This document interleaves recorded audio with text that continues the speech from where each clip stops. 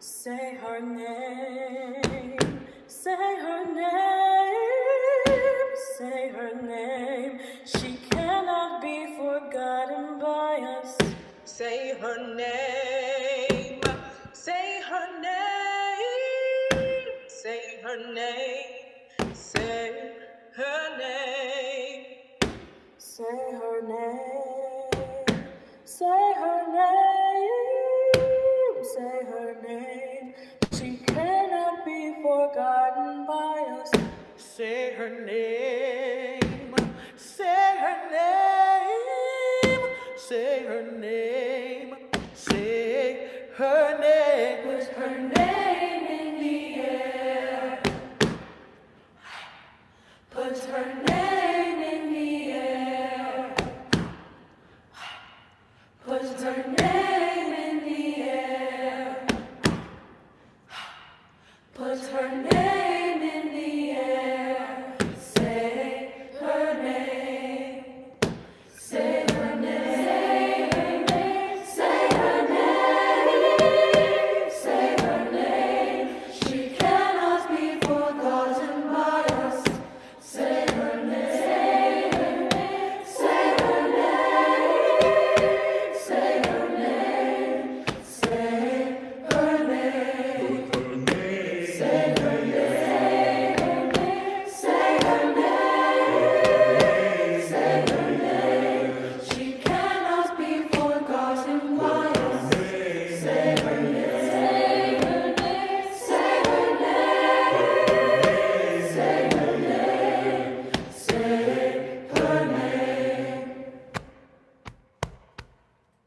Say her name. Breonna Taylor. Say her name. Tatiana Jefferson. Pamela Turner.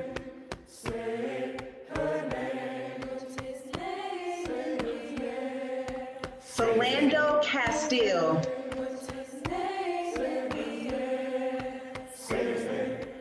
Jacob Blake. John Neville.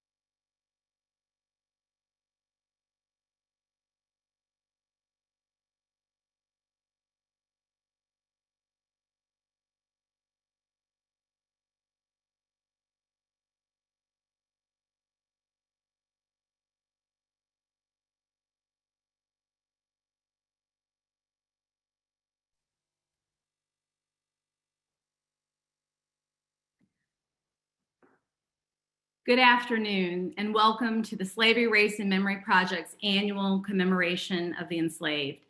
My name is Cami Chavis. I am Vice Provost and Professor of Law at Wake Forest University, and I'm also the co-chair of the Wake Forest Slavery, Race, and Memory Project. We opened today's commemoration with the beautiful song, Say Her Name, performed by Wake Forest University's concert choir and the Winston-Salem State University Singing Rams. It's proper and fitting that this musical expression of present day events connects us to the realities of the past. This song mentioned many familiar names of victims of modern day violence and brutality perpetuated against Black Americans. Today, we remember those who experienced the violent and brutal institution of slavery. The institution of slavery is woven tightly within the fabric of our country, and the sacrifices of the enslaved indeed buttress the very foundation of our university. The mission of the Wake Forest University Slavery, Race, and Memory Project is to guide the research, preservation, and communication of an accurate depiction of slavery in the United States and the university's relationship to slavery and its implications across Wake Forest's history and that of the United States. Slavery, Race, and Memory Project is an academically centered project whose central aim is to educate our university and the broader community about slavery and its legacy, and to do so with truth, integrity, and transparency. This project, as you will see today, when we say the names of the enslaved, includes every constituency of our university: students, staff, faculty, alumni, and members of the Board of Trustees are all participating today to honor the enslaved. One central truth: to be enslaved meant to endure rape, torture, dismemberment, or even death at the whim of your enslaver. Enslavers necessarily had to deny the humanity of those upon whom they inflicted these evils. This commemoration specifically lifts up the names of those humanity their enslavers denied. Examining the truth of the past, of that past, honors those whose forced labor continues to benefit and touch those presently connected to the university. My co-chair, Dean Tim Pyatt, will tell us more about the significance of today's commemoration and why we say their names. Thank you, Cami, for that introduction. Yes, I'm Tim Pyatt, and I'm the Dean of the Z. Smith Reynolds Library and co-chair with Cami. So you're probably wondering, why are we holding this commemoration today? Well, it's because on May 7th, 1860, Wake Forest sold 16 individuals to create our first endowment. This truth lay silent for many years, but on May 7th, 2019, students and faculty from the School of Divinity and the Sociology Department gathered on the steps of Waite Chapel to remember those souls in the first commemoration event. These are not the only individuals sold to benefit the school, and we also use numerous enslaved people to maintain the school and serve the students and faculty. This growing list of individuals was acknowledged by Professor Joseph Suarez, his class, and community members last May 7th online. This year, we remember and say the names of all the individuals we know and acknowledge those names we do not yet know. The work to acknowledge and repair our past continues, and today is but one step forward on our journey towards reconciliation. And now I'll turn it over to Dean Jonathan Lee Walton for our invocation.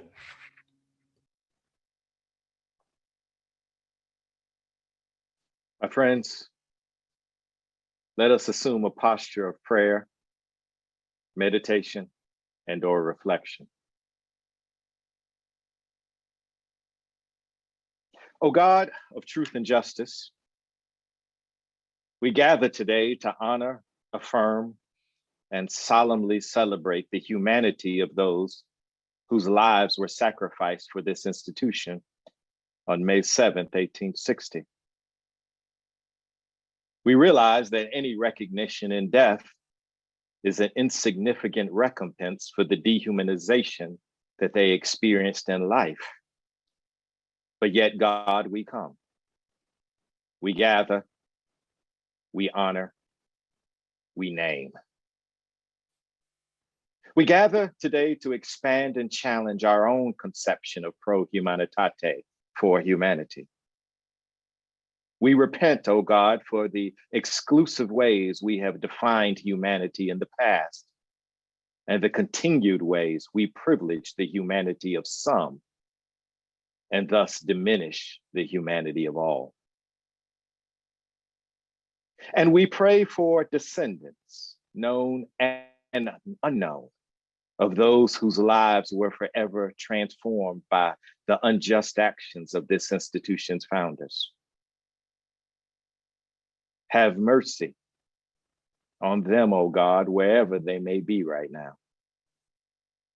And have mercy on us as an institution if we do not commit to not only acknowledge the sins of our past, but also commit to lessening the sorrow, uprooting the poverty, and negating the suffering of all whose humanity is denied and ignored in our world today on May 7th, 2021 and beyond. For this, O God, is when Pro Humanitate will be more than a motto, but a sincere mission. This is our prayer. This is our humble plea. Amen. Please receive the Wake Forest Professor of the Humanities and Director of the Program in African American Studies, Dr. Corey D.B. Walker.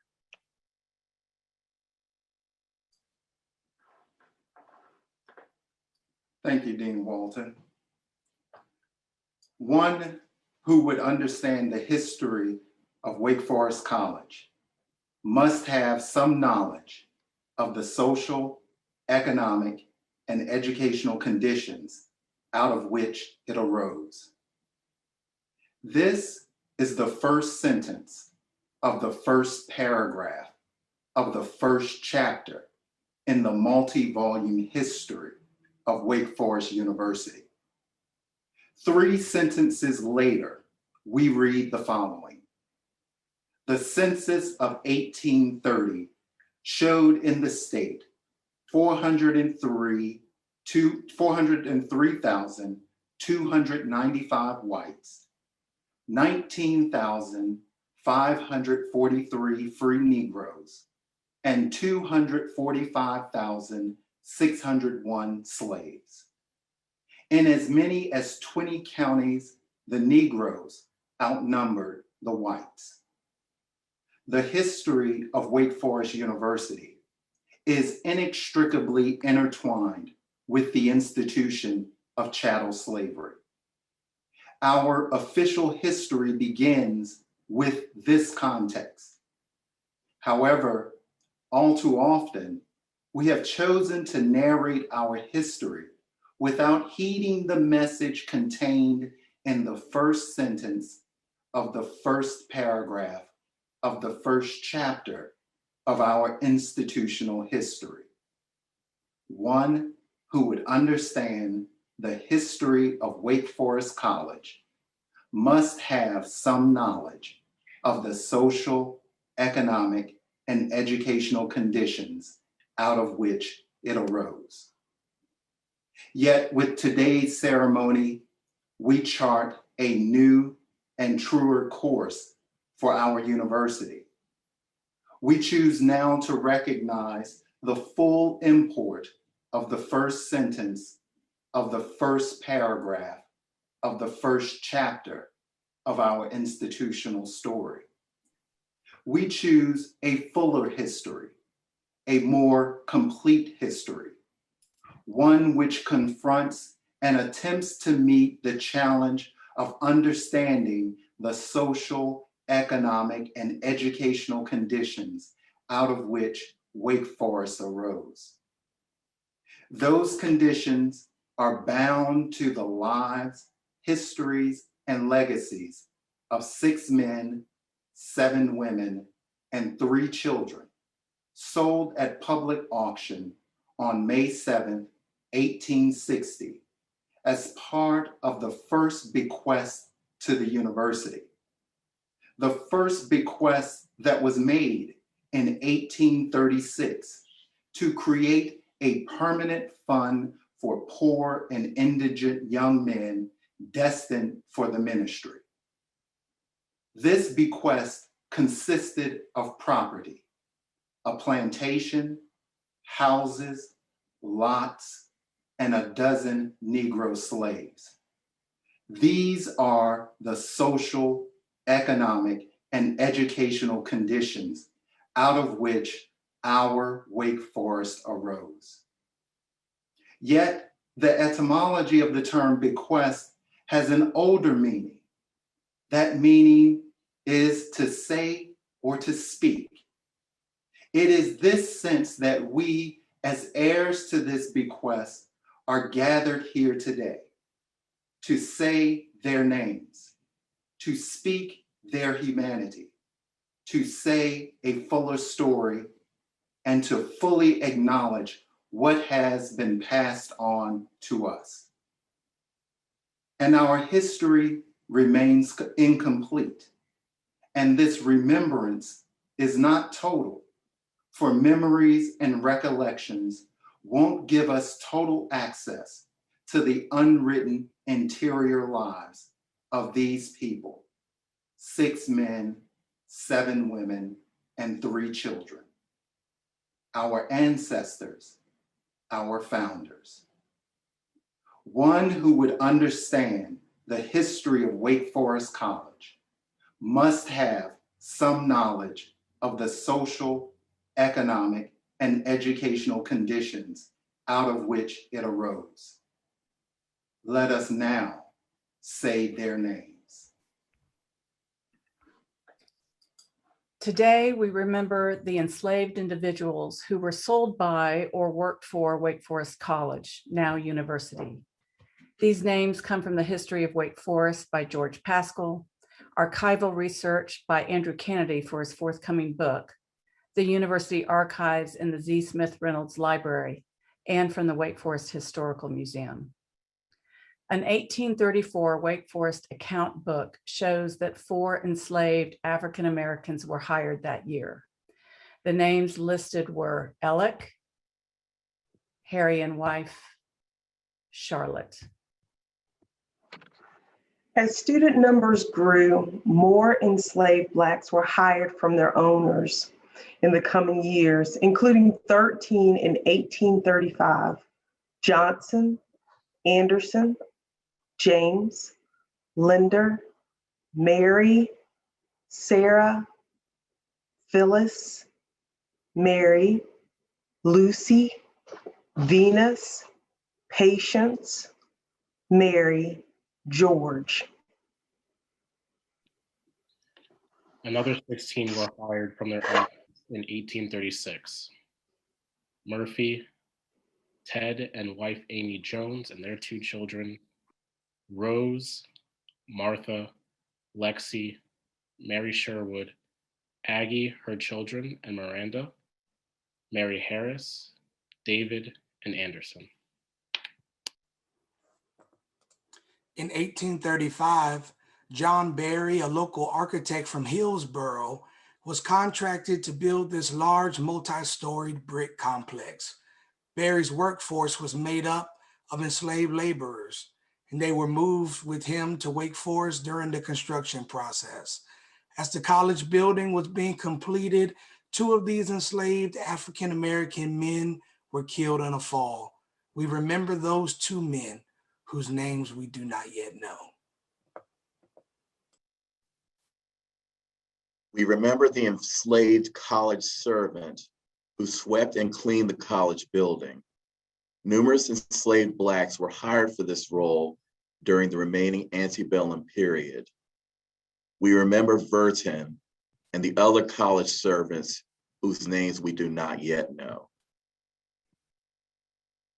In the 1840s, Celia Wilder, a woman from Hertford County, dictated that 2 of her slaves, Betty and Inez, be sold after her death, and that the proceeds of this sale, $600, be given to the college.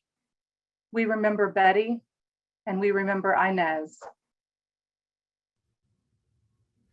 In 1836, John Blunt died and left a major bequest to Wake Forest that included land, homes, and enslaved individuals.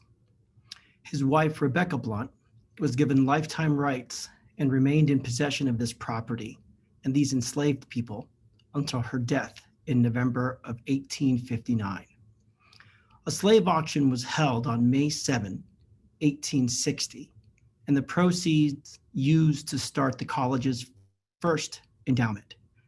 Today we remember Harvey, Tom, Venus and Child, Mary, Emma, Lettice, Isaac, Jim, Lucy, Caroline, Pompey, Emma, Nancy, Harriet and Child, Joseph, Harry, Thomas, Mary, Anne, and 2 children.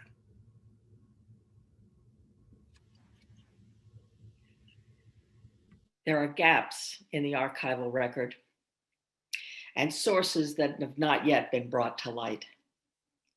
To remember these unseen individuals finally acknowledged as integral to Wake Forest existence is a worthy effort.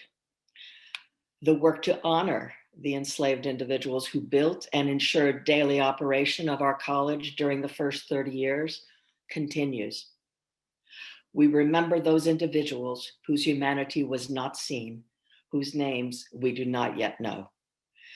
Please join in a moment of silence as we broaden our minds and remember.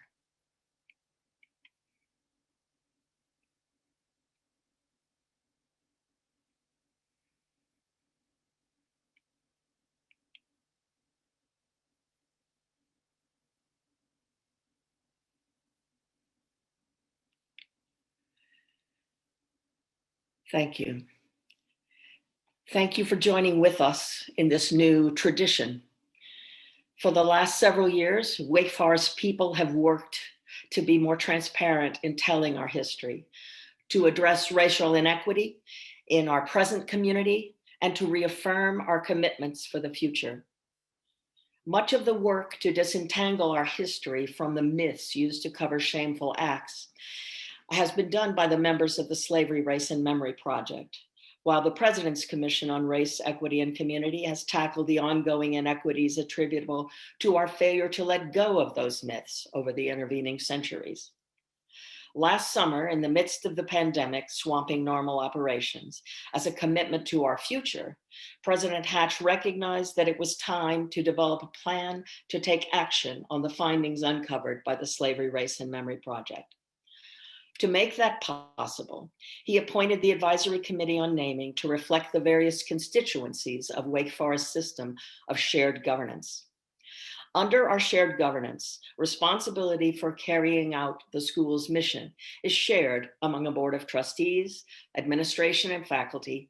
Current students and staff and alumni also have important interests and voices. The Advisory Committee on Naming consists of representatives from all of these groups. The Advisory Committee was given a 3-part charge arising out of the Slavery, Race, and Memory Project's ongoing work: to devise a set of guiding principles and decision rubrics for our community to approach naming and renaming in the future, to convene teams of researchers who would use the decision rubrics, applying the guiding principles to analyze and understand the historical records of Wake Forest's antebellum leaders, and to develop a process for the broader community to suggest names for possible recognition in future naming activities of Wake Forest. In March, we shared the guiding principles with the entire Wake Forest community and invited everyone to participate in a conversation about expanding the narrative of Wake Forest University. We've also shared some of the researchers' analyses on the university's website. As a member of the Board of Trustees, I've been honored to co-chair the Advisory Committee with Jonathan Lee Walton, Dean of our Divinity School. We are grateful for those faculty, staff, trustees, student, and alumni leaders who joined us in this work. I offer my profound thanks to all of them and to many others who participated in the community conversations. We could not have made it to this point without their collaborative efforts, varying viewpoints, insights, and counsel.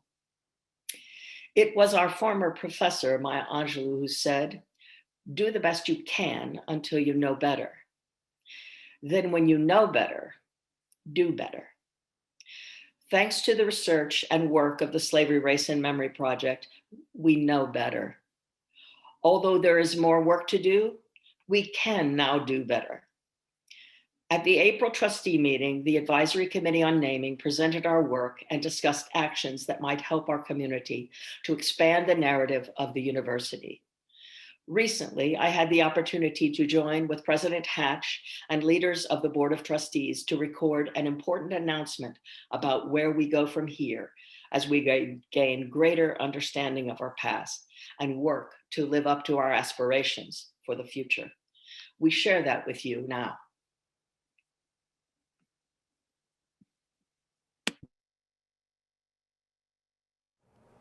Greetings. Today, I am joined by leaders of the Board of Trustees, Chair Gerald Roach, Vice Chair Herman Ury, and former Chair Donna Boswell, to share how our community continues to illuminate our history, address our present, and reaffirm our commitments for the future. I am profoundly grateful for so many in our community who have worked hard for us to address issues of race and equity over the last several years.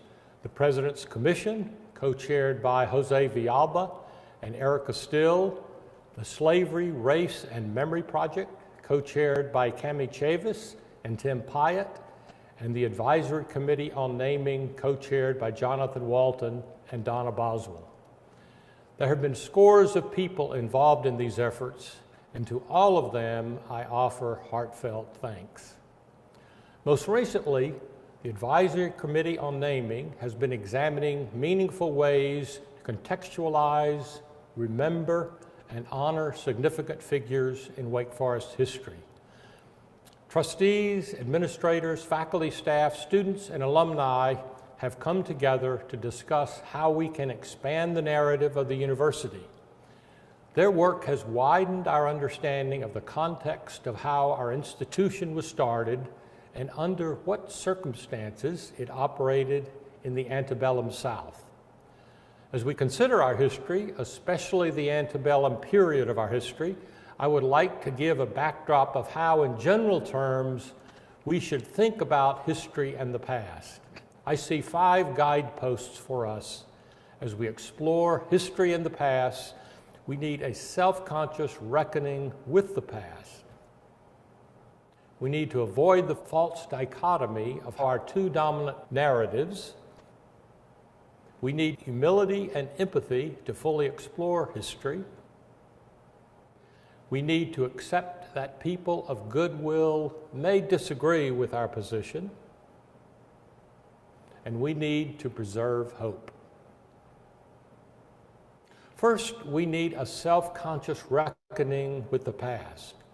We need to examine the entire tapestry, good, bad, and indifferent, or to use the title of a recent book, The Splendid and the Vile. C.S. Lewis once said of humankind that nothing too good or too bad could be said about it. Any coming to terms with the past must attend to both of these and how often they are inextricably linked. Second, we need to avoid 2 dominant and seemingly dichotomous narratives in our culture that in some ways are the mirror reflection of each other. A heroic view, one of a comforting and reassuring story of upward progress, which despite flaws is filled with inspiration and success. The other is that the past is so corrupt and fallen that we should renounce and repudiate it completely. In this view, because history does not meet up to our current ethical standards, it should be ignored if not actively denounced. Both of these narratives are active in the marketplace of ideas, and we should avoid being placed in either of these boxes. Third, we should explore the past with humility and empathy. Humility because of our failures and incomplete understanding, and because most of us are subject to current customs and points of view as people were in the past. And we know that future generations will look at even those of us who are most principled and ask, how could they have held to that belief? Or why did they sit on the sideline and not take up that cause? Shall we judge and not presume that one day we will be judged? And empathy. I've deeply appreciated the perspective of Abraham Lincoln. As the Civil War drew to a close, he declared that it had been fought to destroy slavery, and the cost of that conflagration was staggering beyond words. He was unflinching in his realism, using powerful imagery about two kinds of violence. He wondered whether every drop of blood drawn with the lash was being paid by another drawn with the sword. In his view, truth was marching on, but it was a path that had been violent and bloody.